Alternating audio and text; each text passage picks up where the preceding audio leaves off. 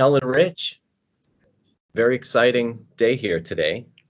We have Joel and Martin from Soen on Skype on the line right before they kick off their second leg of the European tour. And Kel and I are, just delighted to have you guys here.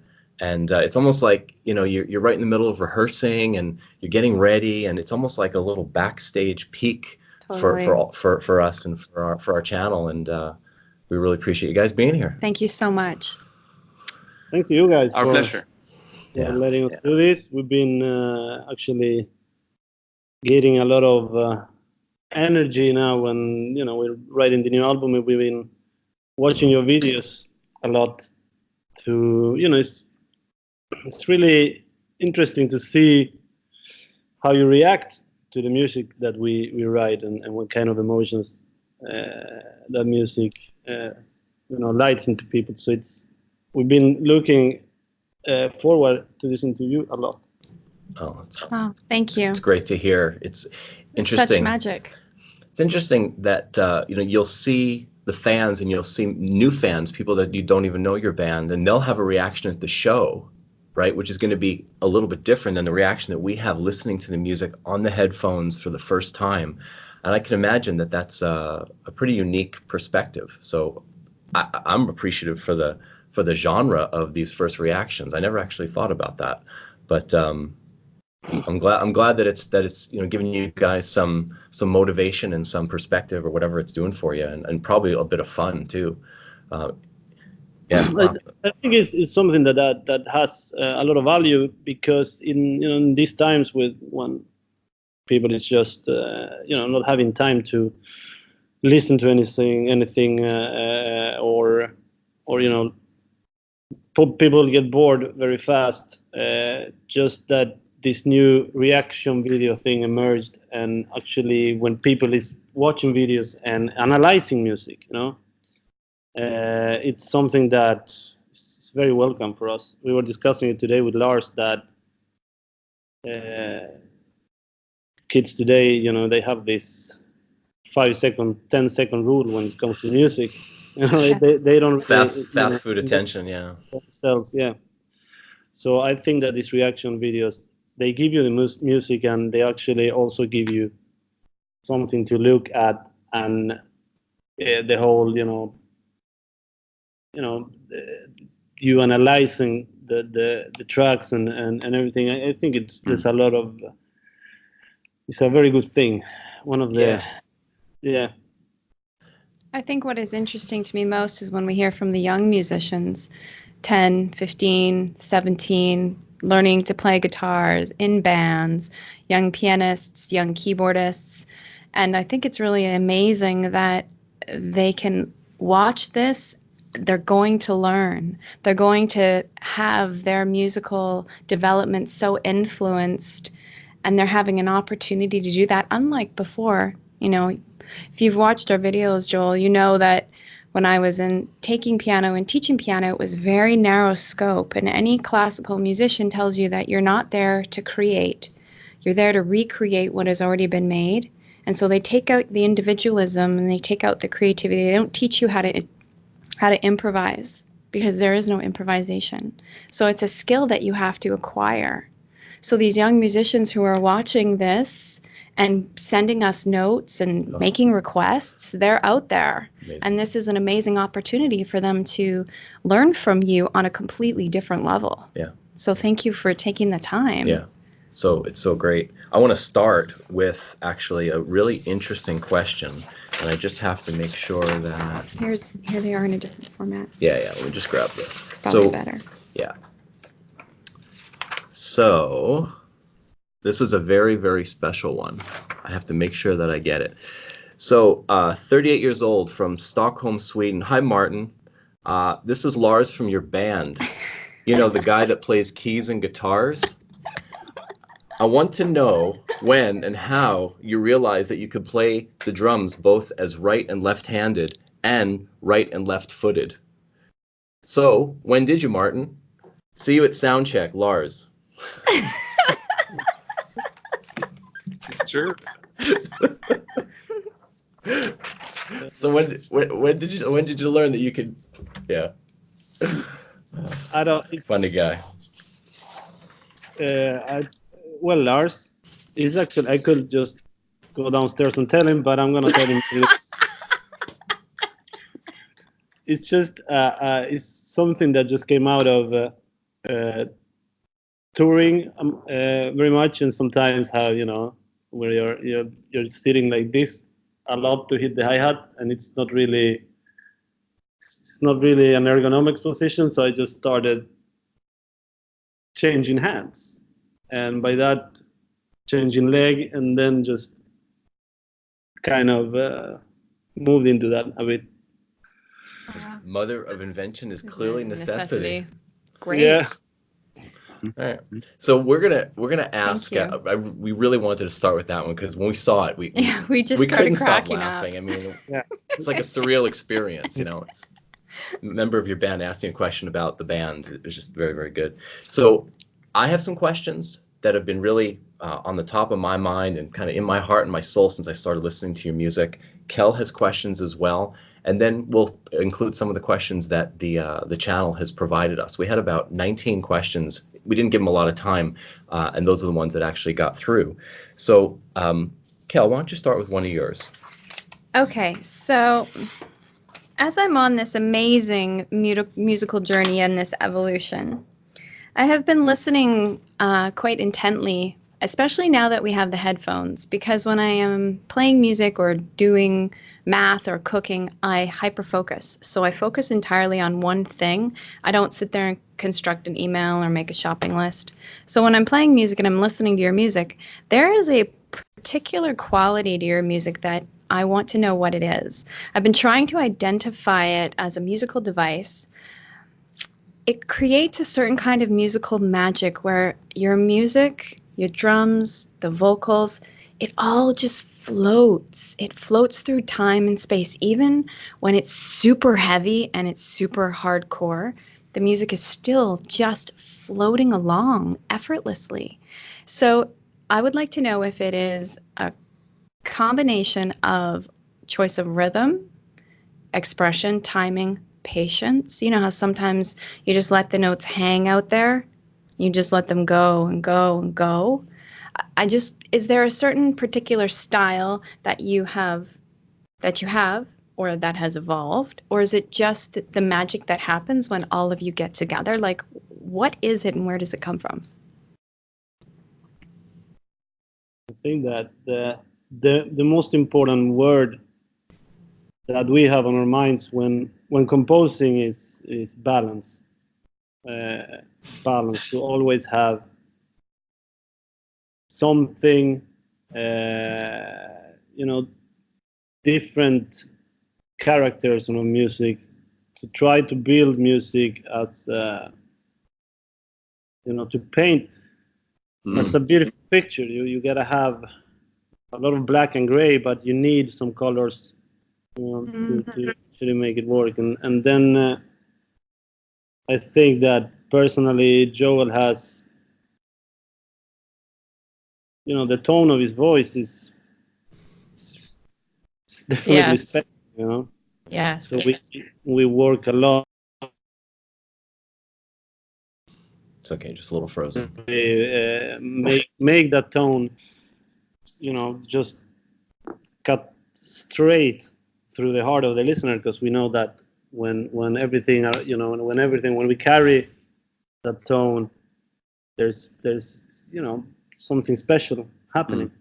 Yes. Clearly. I also think that in our band, we, a part of the song is not accepted if it's only intellectually challenging or if it's only technical and maybe interesting. In that way, it also have to deliver something else, So I think we set the standard pretty high when it comes to composition. Yeah, composition, and when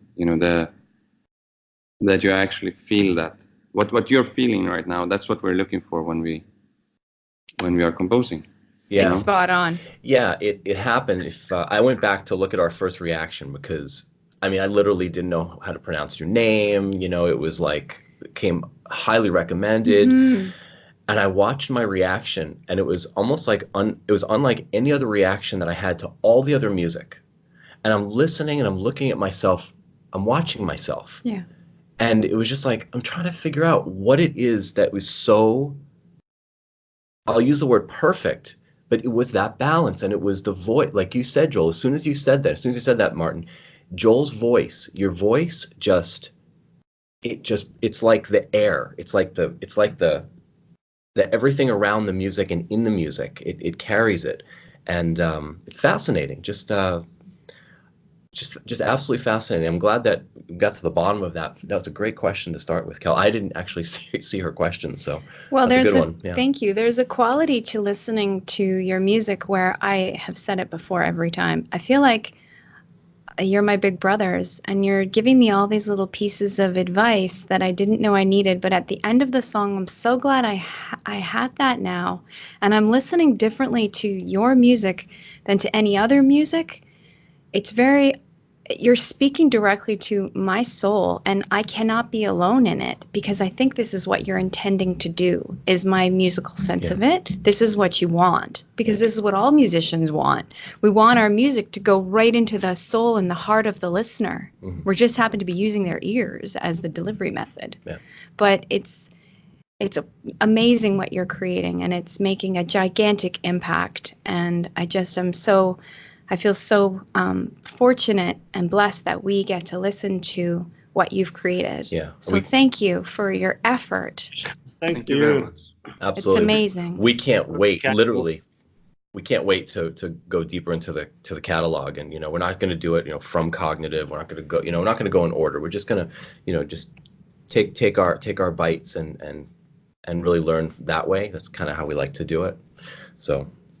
And we've done almost 1,000 songs. Yeah. So it's been amazing that your music strikes this chord. And not to say that the other music doesn't move us. It's just also it's all different emotions. You're bringing out something specific in people. And that's what I'm interested in, because every band is eliciting a different response in me. Yeah.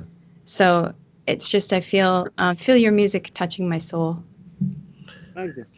Absolutely. Thank you. So I want to get into a little background for the viewers, okay? And I wrote a lot of this down so it comes across well. A lot of times I'll get flack for not being as prepared about the chronology or the details of Rush or the Beatles. I just got killed for not knowing how many songs that they did the other night. And it's okay.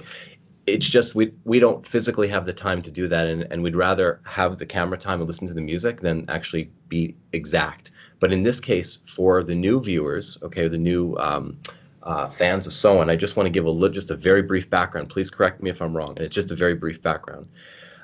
Soen formed in mid-2000s, and you released your first album, Cognitive, in January of 2012.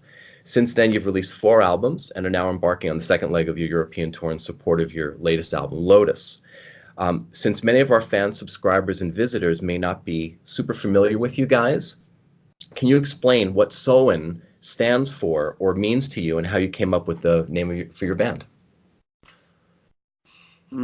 Well, for us, the name was actually just the canvas to put everything we do in. So it was something that we wanted to live with for a career.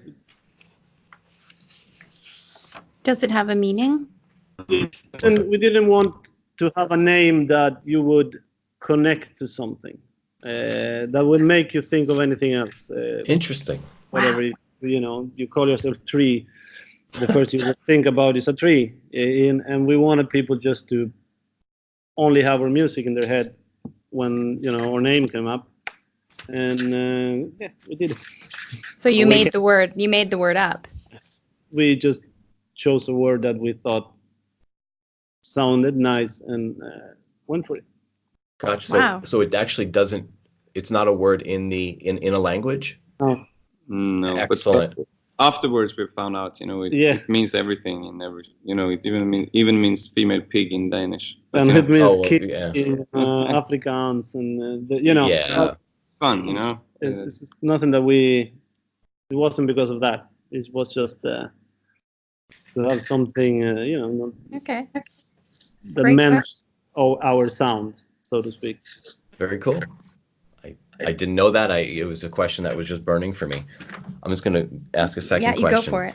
So we see you kind of as modern day musical champions who address and breathe life into many of the critical and serious things that many of us are facing. Yet you've managed to deliver the messages in an uplifting, professional and positive way for the entire record. So can you recall a moment when you realized that that was actually getting delivered and that you actually kind of nailed it during the recording of Lotus or any time in your career? Like in Lotus, I guess that we are quite hard on ourselves when it comes to writing songs. So I guess that we will never release something that we're not a composition that we're not 100% sure about. So somewhere along the line, when we have a song we feel that is, that is good, and that maybe is step one. Then you have when you actually get to play those songs live, and you see people singing along, and some people crying, and some people really having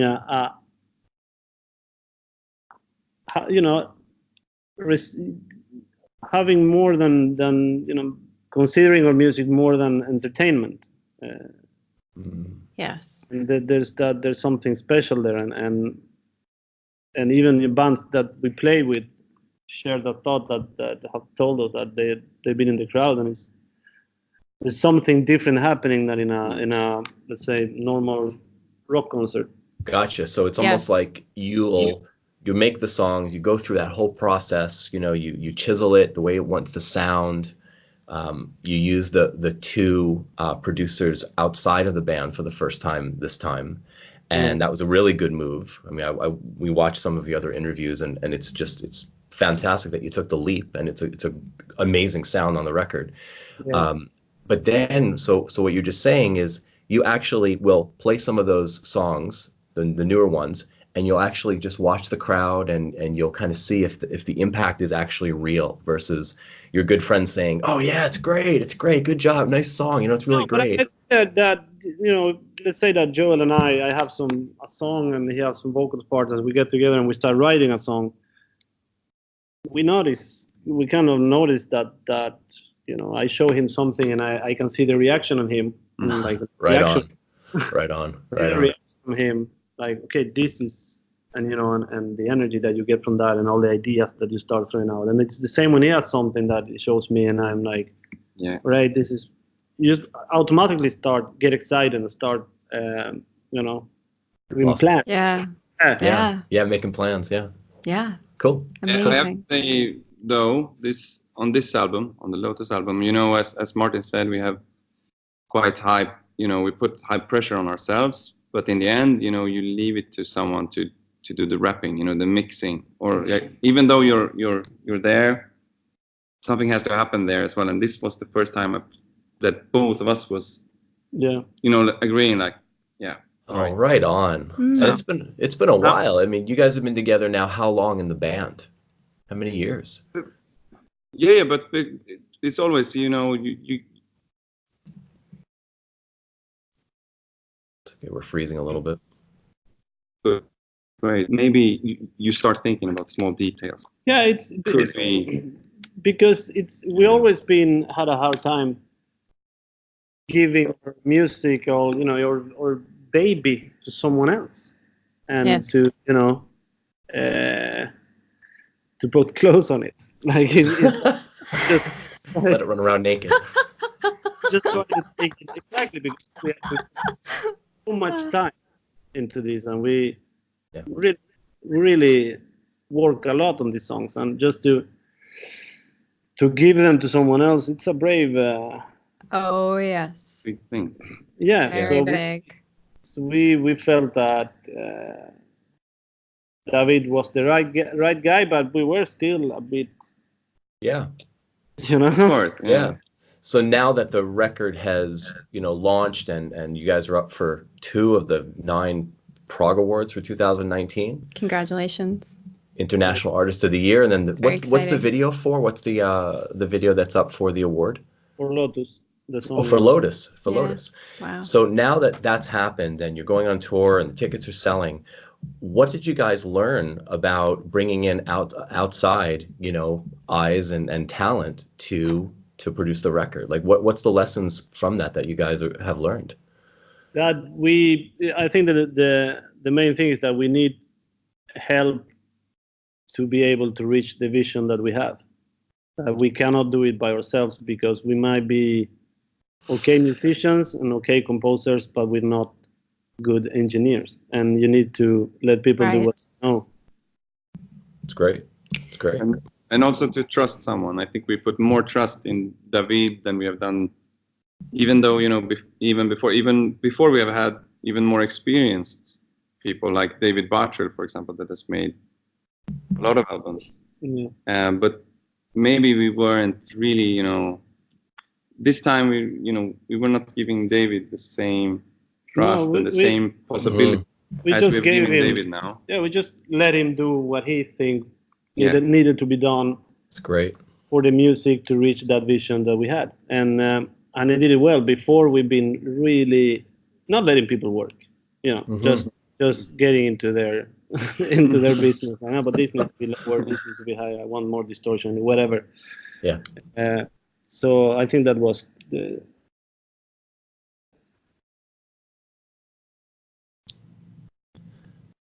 Oh, bad connection? Yeah, it just delayed a little bit. Yeah, that's okay. It's just part. How far away are you guys? You're let's see, 9,000, no, 12,000 miles away or something. Might need a few satellite signals to bounce you over. Yeah. You know what I find interesting, you know, being in a band obviously is like being in a relationship. You develop such bonds because you're functioning together on such an emotional and intellectual and psychological level that is different than the way you behave with other people. Because in order to produce what you're producing at this point in your careers and your lives, the chemistry has to all match. And if you can find someone that helps you engineer the music, and like you say, you let them excel where they are excellent, because it's not your expertise. Your job is the drums, and your job is the vocals, and writing. Everybody needs to be great at their part in order to create something magnificent. So I think it's really awesome that you've reached out and you've found another person or people that can help you in your journey. Yeah. That's amazing. Good for you. Yeah. Especially for how old you guys are. Well, I like to think of musicians and artists as getting better with time. Like a Lotus, right? Yeah, getting better with time. Fire off some of your questions. Oh yeah. All right. Okay, so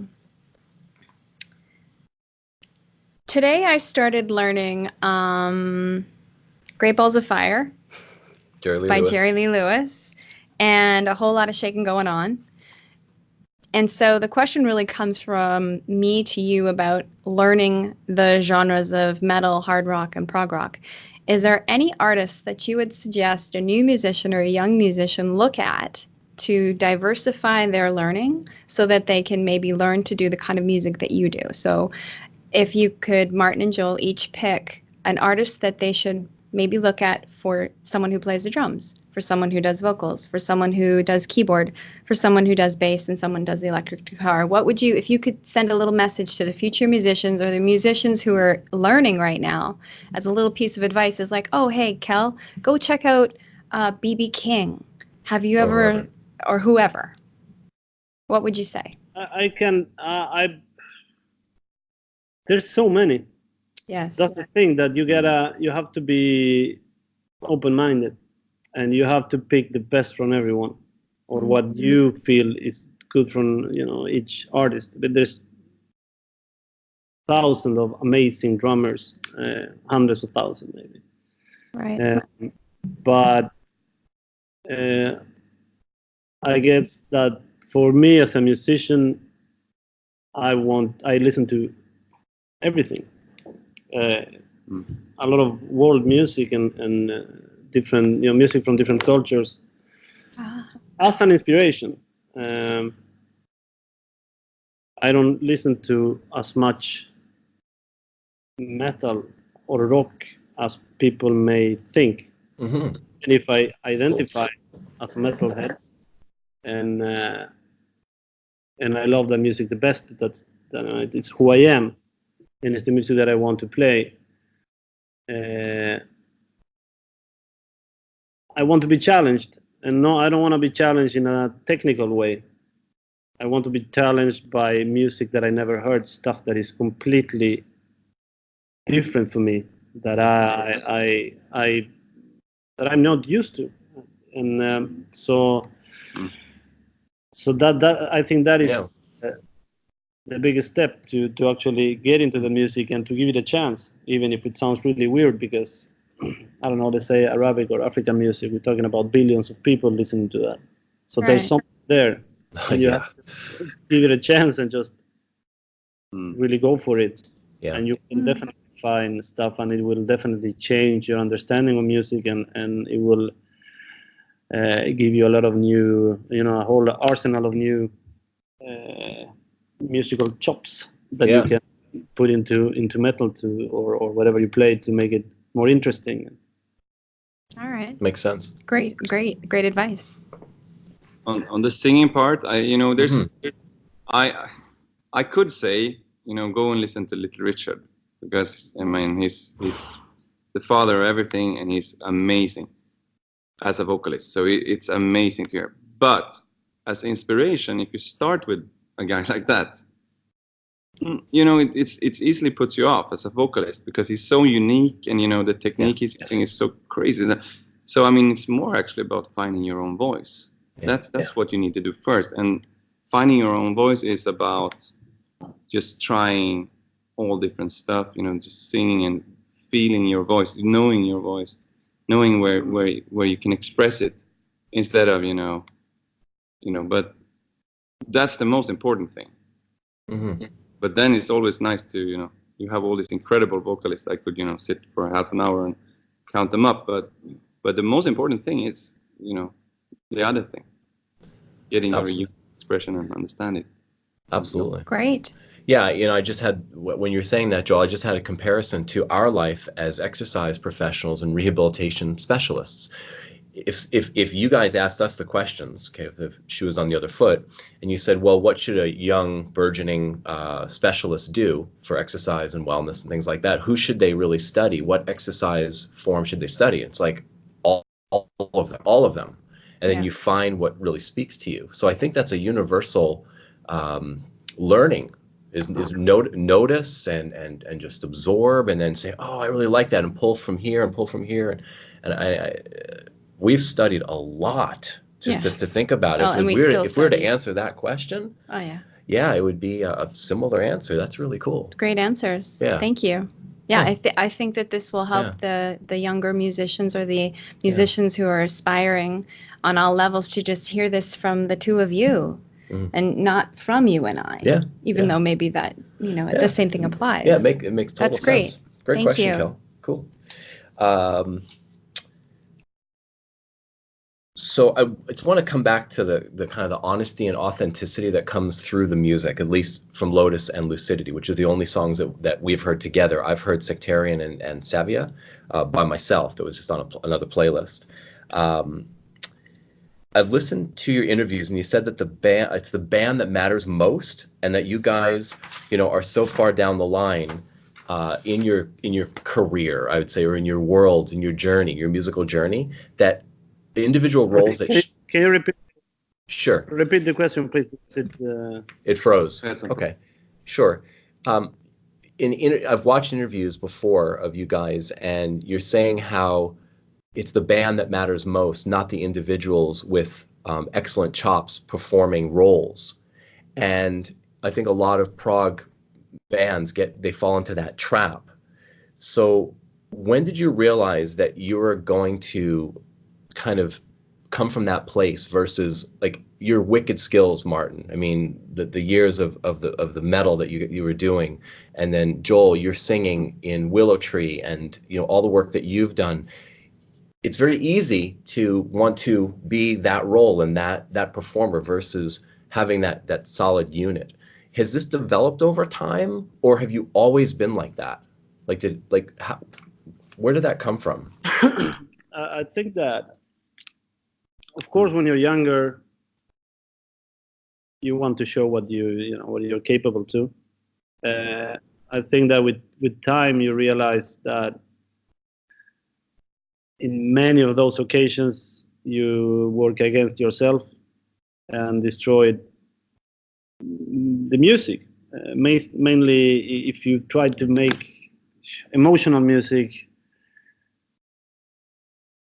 you really have to have everyone working towards the same goal, which is the expression of the song, and for the most there's not much room, so you have to be, I guess, smart in what you do.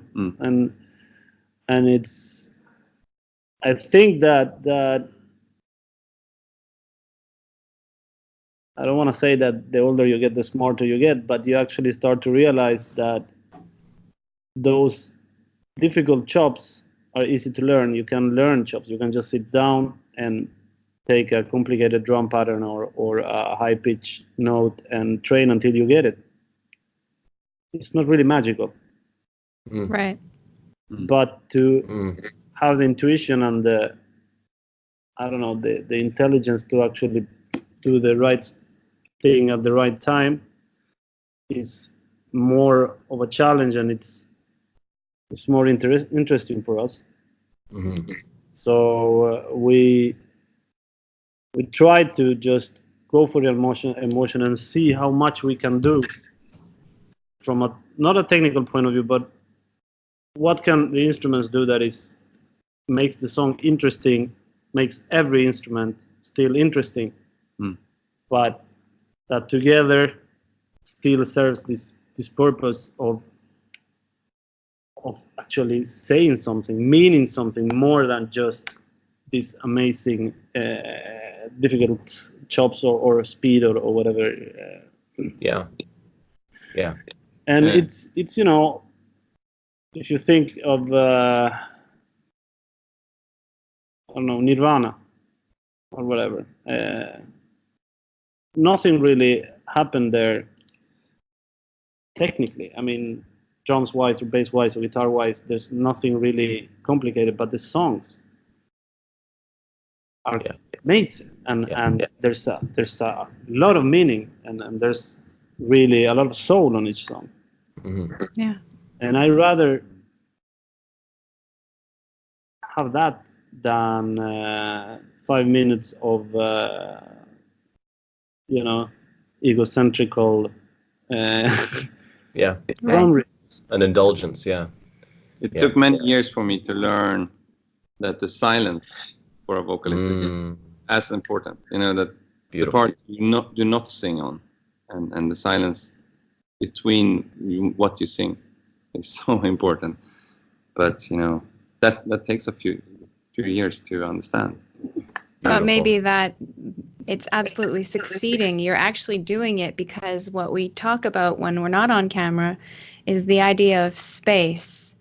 In your music, there is such space. Perfect balance of space. The perfect balance of space. The notes carry on all instruments, including vocals, and then it's kind of like someone turns the volume down a little bit and then gradually turns the volume back up, and here it comes again, and it just floats through the air, and the space is recognizable. Hold up.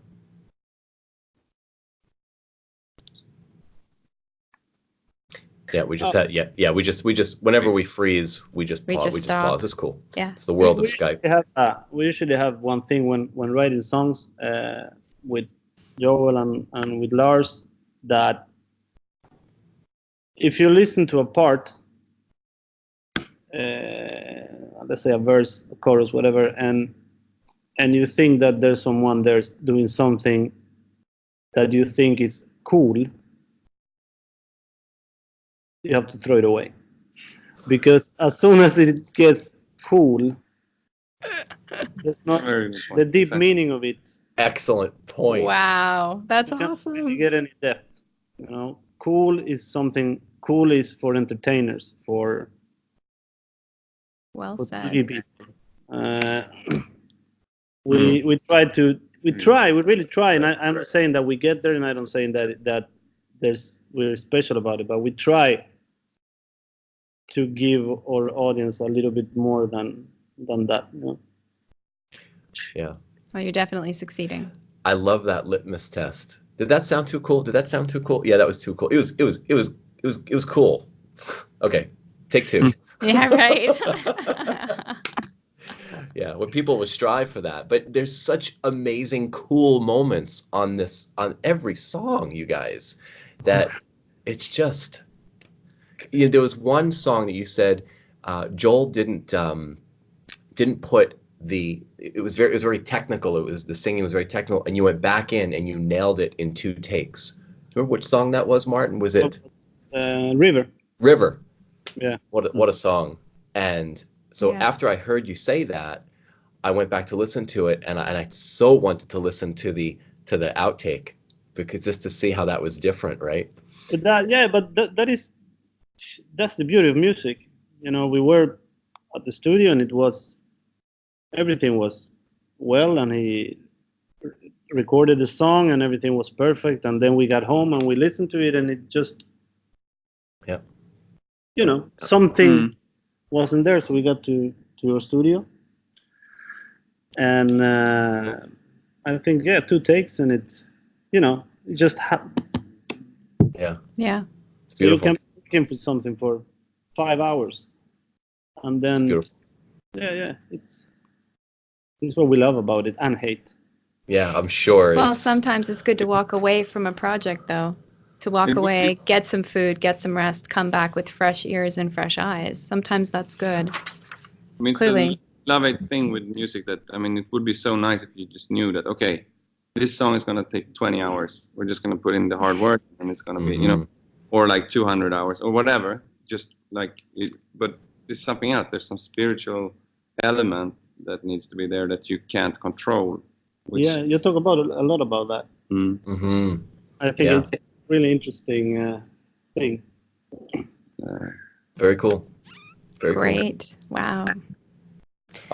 Let me ask one of these questions here. Let me see. Oh yeah, this is for now, Joel. I'm not sure if you have children. Yeah, I do. Oh, okay, fantastic. How many children do you have? 2. 2. Yeah. Boys, girls? 1 boy, 1 girl. Very nice. Congratulations. And Martin, you have 4. So 2 boys, 2 girls. 2 boys, 2 girls. So the question is, do your children and family members listen to your music, and if so, what do they think about it?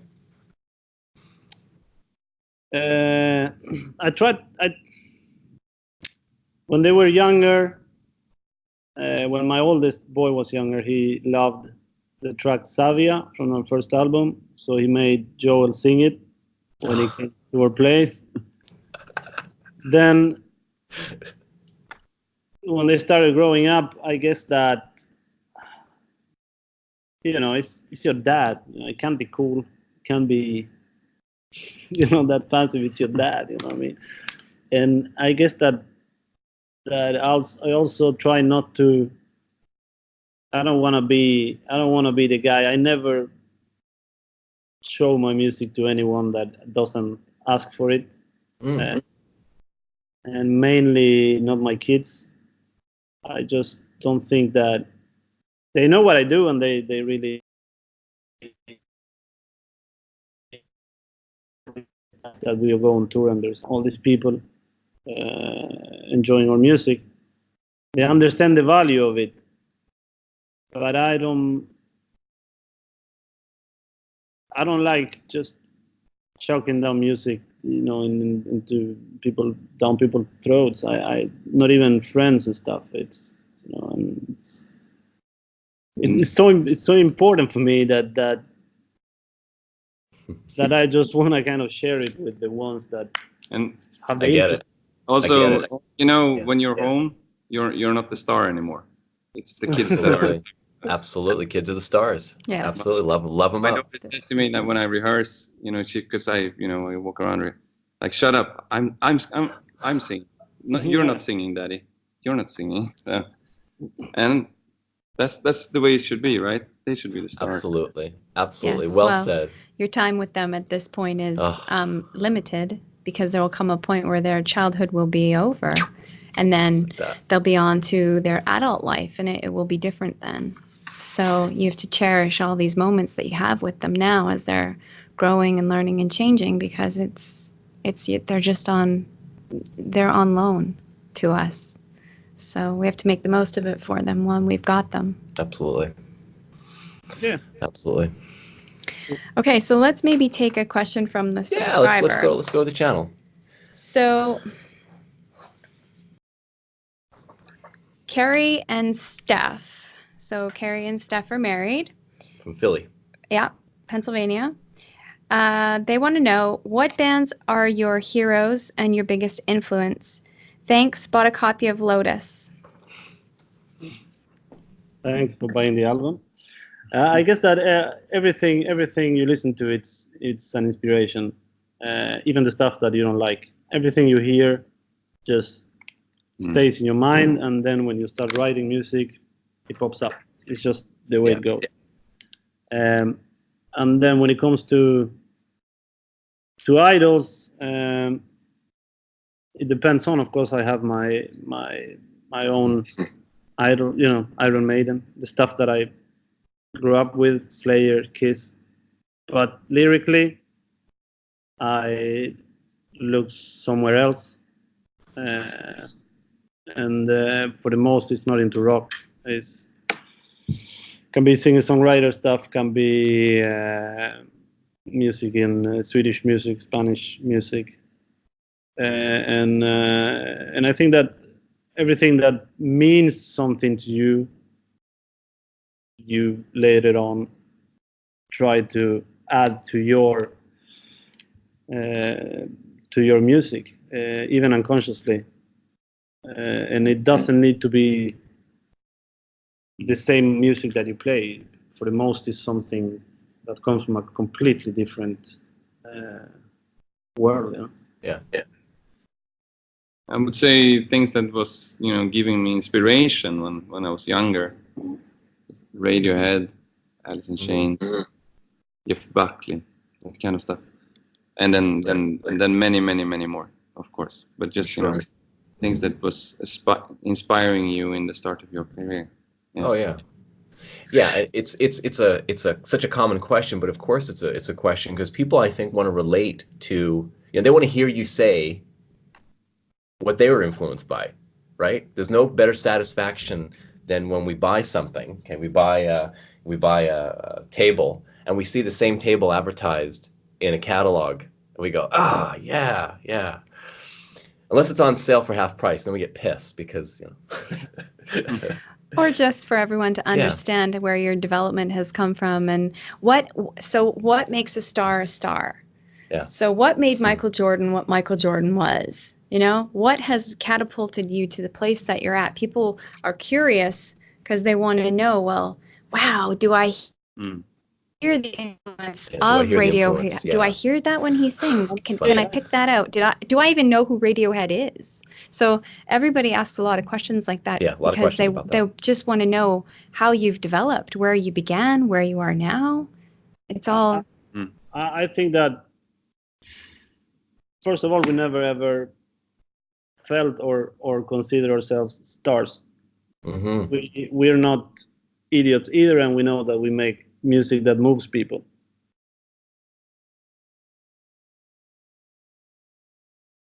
I think it's mainly an obsession that we have, and the amount of hours and work we put down. Because we have, before releasing an album, we have written 50 albums that we throw away. Wow. Right. It's the work and the obsession, and they try to be always better than the last time. And it's not a choice. It's simply that when you write something new, and this is a constant thing, you feel that you suck until you find those gold nuggets, and those gold nuggets are really hard to get. Yeah. They're really hard to get, and there's no formula for it. There could be a formula on how to build a song, but there's no formula on what notes, what combination of rhythm and notes will actually make you feel the way that we want to make you feel, because we don't know how we want to make you feel either. It's something that just happens on the more you work, and you kind of just, yeah, this is it. This is it. It never happens that we sit down and feel like, okay, let's make this chorus. It's going to be fucking amazing. And we write. No, for the most, it's like, yep. And you know that this is not going to work. And then you start playing again, and then there's a second, could be 4 seconds, when I take a certain note and Joel says something. And that word and that note just, it's like, okay, these 3-4 seconds are magical. We have to work with this. And then you start finding. But that is something that the only way it comes is just by trying. That's the sacred part. That's the parts that almost makes you religious. You know, those few seconds, because there's something strange happening there. Yeah. So I don't think that's something else. Yeah, but it is. It is something, and I don't think the talent is. I don't think that talent is that you're blessed in some way that you can write this amazing song. I think that part of talent is to be able to identify what you can make out of 1 second. To have a vision for what that second, what you can turn that little moment of music, what you can turn that into. And to identify that, I think, is a bit of the difference between doing a good song or, you know, or just a heavy song. Yeah. Wow. Yeah. Such a high standard, and it's probably it's definitely a mixed blessing. It's definitely a mixed blessing, because it's the only way to go, right? Because it's the only way you're going to go, the only way you're going to do it.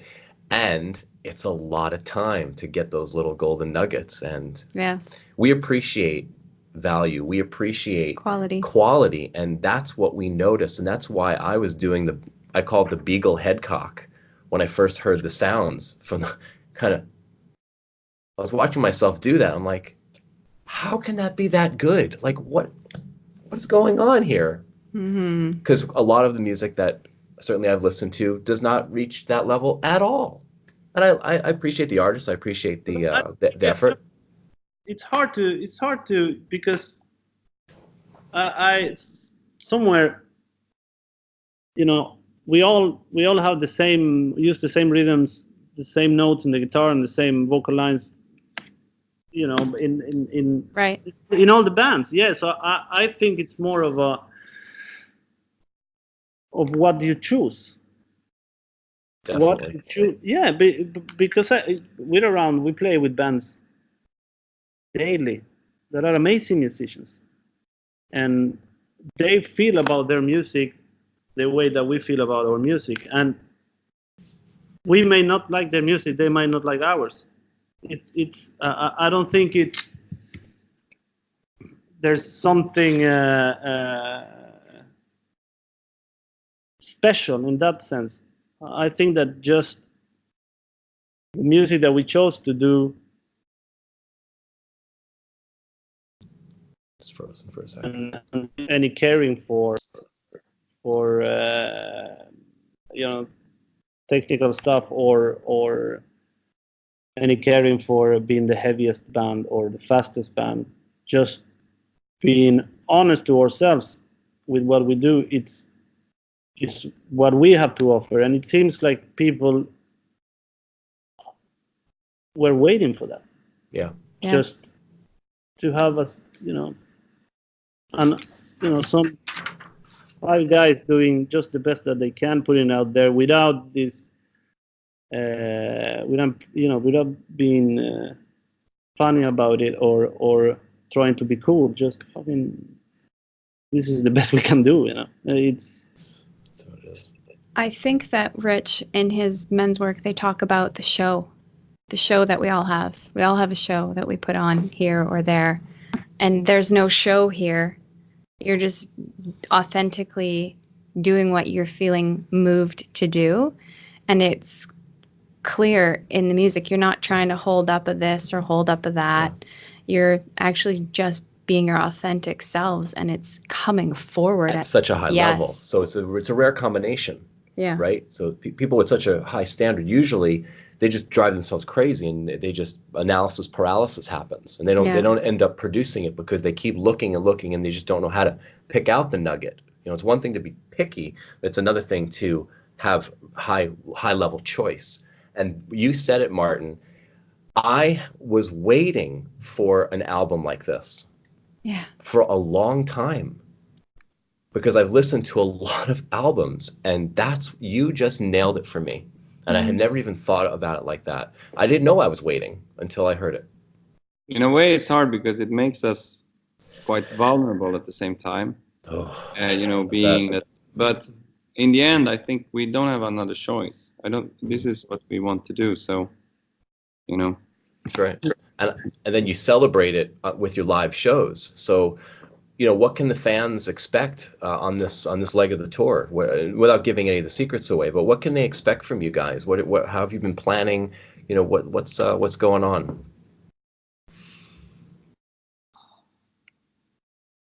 What do we plan? We did, you know, well, what's your, you know, what can they expect? It's all about the music, like and the connection between the audience and ourselves, and not in the way that be here, you know, like look at us, we're these amazing guys. Really, it's just it's more of a, we really love this, and we love that you love this. Yes. Let's celebrate that we can connect in this way without any need for, you know, dinosaurs on stage or amazing light shows and you know, there's no need for any big shows. I myself, when I go to a show, I just want to hear the songs, man. I just want to connect to the musicians. I want to see them and kind of feel what they felt when they wrote it. And I want to see them feeling and actually enjoying the moment, because it's this music that I'm listening to at the moment, you know, make me feel so much when I was listening to it. And that's what we go for. And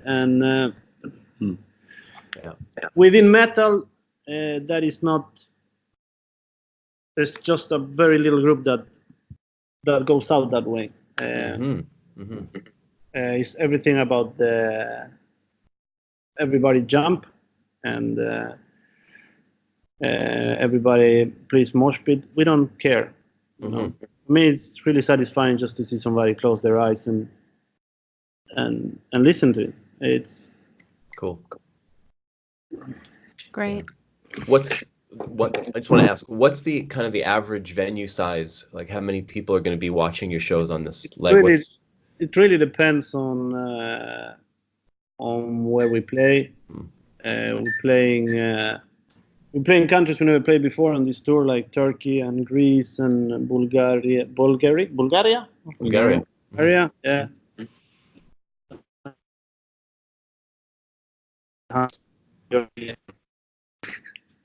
I think it's like we sold like 1,000 tickets in Istanbul. Then we go back to Sweden. We never ever played in Sweden. Oh wow! To make our first show. Wow. Wow. So it's a really fun tour. We're really excited. Sounds good. So let's say from 500 up to a couple of thousand. Okay, so 500. Yeah, so intimate. Nice. That's great. Yeah, but sometimes you can hit 150 people show. You never know. Yeah. You never know. I mean, we always pay. For us, it's easy because we devote ourselves to the song. So if you play for 150, if you play for 3,000, It's pretty much It's the same. pretty- I think we yeah. played this festival now for 20,000 people maybe, and tomorrow we may play for 350. There's no difference. Yeah, we Right. get it. It's all We over- get it's it. all It's- over, yeah. There's honestly no difference. Like we don't really put the success of the band. We try not to mix that part with the actual value of the band. You know, if I'm making sense. It's, Yeah. Oh yeah, you don't want to pollute it. For Yeah. people, that shows the more money we make and the easier it is to just fully concentrate on doing music. Right. But we will never change anything musically just to get that. You know, we live in Western Europe. There's not a chance we will starve, we or our kids. Right. So we have the let's say the luck to actually do this and do it exactly as we want, because we don't depend on the band being successful to pay our rent. Yeah, and I'm sure a lot of people listening to this they might have been saying, "Oh, sure, it must be easy when you have all that money." That's not what Martin is saying. He's just saying this: we're not going to compromise the quality and the life that we want to live. Period. And that is really, really admirable. It has Absolutely. nothing to do with the money, nothing to do with that. And you've made it work is really what the bottom line is. We've made it work with our lifestyle. Yeah. There's I don't think like this is not pop or hip hop. There's no cutting corners here with money or whatever. You know, the music that we make, we write it with one acoustic guitar, Joel and I and Lars, and there's absolutely nothing. There's no way to buy yourself a better song. It just doesn't happen. There's no way around it. It's not Beyonce, No, I won't say any bad. These people actually play songs, producers or whatever. We get money, not much, to record an album, but everything else is just the hard work of ourselves and our crew, our families, giving us the break, big sacrifice, time to the time to, so that we can, do your thing, So we have a question from Daniel Wade in Cincinnati. He's 40. And he wants to know, he says, is Joel a classically trained vocalist? There are several moments on their earlier album releases where it seems apparent that he's classically trained. Thanks, Kel, Rich, and Martin, and Joel. Much love to y'all. I'm not classically trained. I didn't know I could sing until I was 15 years old or something like that. I grew up in an environment where it was not cool to sing. If you were a guy, you were not singing, and you were not in the choir. So it took me a while to get started. I think I've always known somewhere, maybe buried deep inside it, that I had the ability, but it really took me a while to realize it for real. Classically trained, no, but I was inspired. When I was a young kid, I was, watching I went to Catholic church, as a kid, and the monks were singing, and I loved their singing. So I got inspired by them, learning to sing. Interesting. That kind of stuff. But I learned myself. That's Excellent. great. That's a great question, because I think a lot of times, people underestimate their own innate ability if they're not trained. If they think, well, I got no shot, I don't have the training, and when really there has to be something said for innate talent. The way it's, constructed, I guess it's a danger. Are you with us? We are. Just Yeah. a little glitchy. Problem there. Yeah. It's one danger is that when you come into a classical training, they might tell you that you're not good enough, and that you're not doing it the right way. You're supposed to do it this and that way.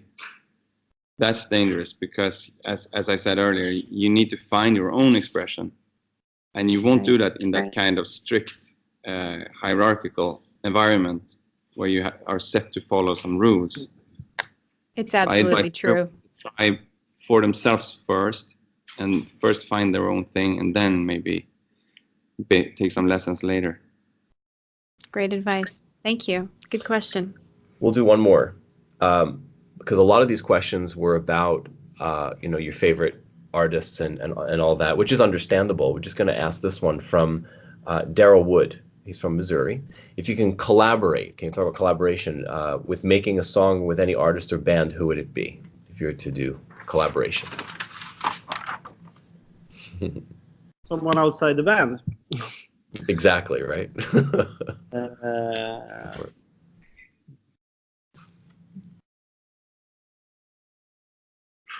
That's a big one.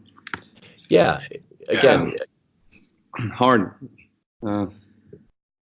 That's the thing, that it's a difficult one, because I would say just that as a fanboy, I would say I would love to do a song with Pink Floyd, but I think it's just to hang out with them mainly. There you go. Just jam with them, right? Yeah, but it needs to be something that is completely different to make it interesting. And then I would say,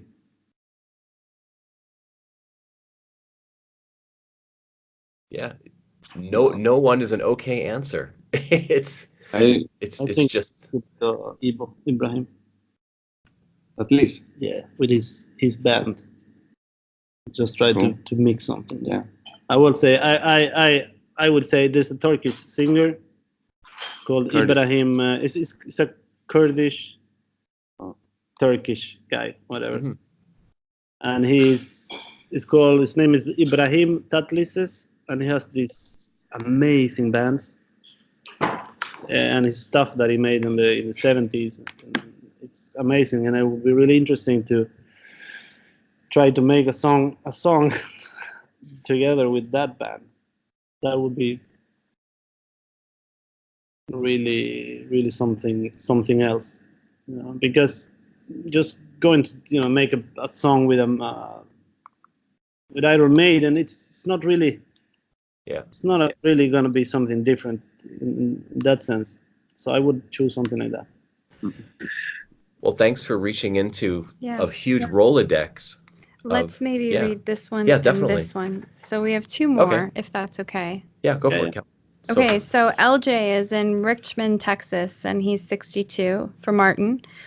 What brand of drums do you play, as well as cymbals, etc.? Can you also describe your drum kit configuration, size, hardware, drum shells, maple, birch, hybrid? Also, thank you, y'all. Soen are awesome. LJ plays drums. Yeah. All right.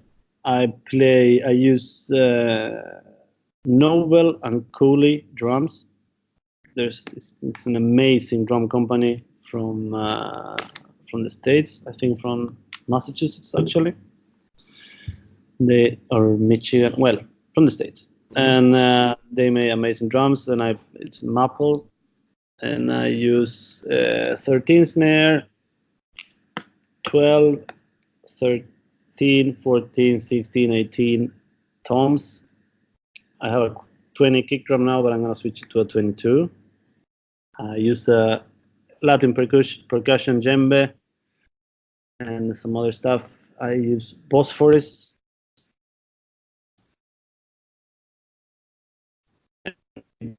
Are hard. That's all right, I guess. And Los Cabos drumsticks. Okay. Now, what are because I don't know, what are Los Cabos drumsticks? Drumsticks. Just made in Los Cabos, or Los Cabos is the company. It's a Canadian company, and they made, let's say, a little bit more custom kind of, because I use a bit longer drumsticks, stuff like that. Cool. Yeah. Cool. Great. Thank you for answering that. Last one. Okay. So this is from Andrew Baumgardner from Old Bridge, New Jersey. Let me know if you ever want a new logo done. That artwork is amazing. He's basically throwing his hat in. He did our logo. Yeah. So he's saying he loves you guys. We'll send you that email. He's very specific about what he could do, but he's just somebody that wants to contribute to your success. He just like he just contributed to ours. He said, whatever you guys want, I'm a graphic designer, let me do it. So that's from Andrew. So he didn't really have a question except for putting his hat in the ring and saying, and that he really loves your band and your music, and he loves you guys, and he's a huge fan. Yeah, perfect.